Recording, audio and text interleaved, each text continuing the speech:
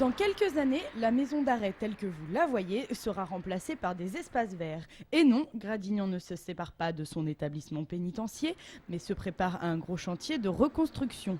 Chantier indispensable car les anciens locaux datent de 1967. Sur le même terrain, mais quelques mètres plus loin, un nouveau bâtiment sera construit et l'actuel entièrement démoli. Un projet à l'initiative du ministère de la Justice, mais largement soutenu au niveau local.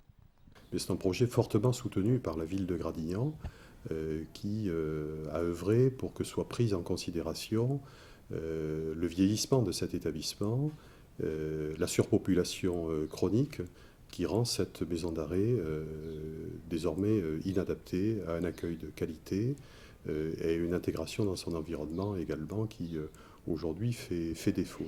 Actuellement, la prison de Gradignan compte 700 détenus pour 400 places. Des détenus qui se retrouvent à 2, parfois 3 par cellule. Des cellules qui devraient être individuelles une fois le chantier terminé. L'amélioration des conditions de détention est l'un des principaux objectifs de ce projet.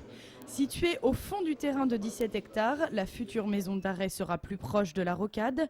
Pour le maire, il ne s'agit pas de s'en débarrasser, mais au contraire de l'intégrer au mieux dans l'environnement du quartier. Pour beaucoup de gens, la maison d'arrêt fait partie du paysage depuis fort longtemps et moi je suis tout à fait favorable à la conservation de cet équipement parce que ça correspond à un besoin et il s'inscrit pour la ville dans une recomposition des quartiers nord.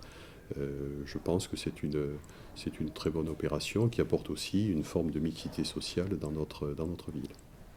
Ce projet est toujours à l'étude, c'est pourquoi les habitants sont invités jusqu'au 28 mars à donner leur avis autour d'une enquête publique. Le public peut consulter le dossier dans le cas où il souhaite poser des questions et obtenir des réponses qu'il n'aurait pas découvertes à la lecture du dossier.